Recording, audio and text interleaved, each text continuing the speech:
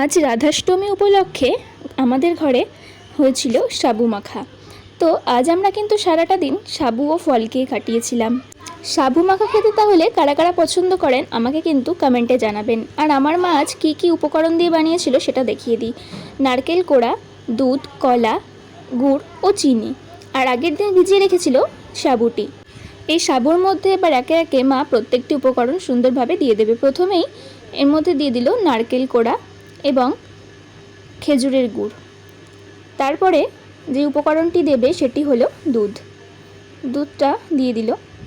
আপনারা এখানে দুধ আরেকটু কম ব্যবহার করতে পারেন। আর এখানে সামান্য একটু চিনি দিয়ে দিয়েছিল, আর 4টে কলা দিয়ে সুন্দরভাবে কিন্তু সাবুটি মেখেছিল। আর একটা কথা বলি, আমরা আজকে রেসিপিটি একদম সাদামাটা রেখেছি। আমার মা কিন্তু এর মধ্যে আর অনেক রকমের উপকরণ অ্যাড করে, যেমন সন্দেশ, আরও অনেক রকমের ফ্রুটস, নানা রকম দিয়ে কিন্তু আরও টেস্টি করে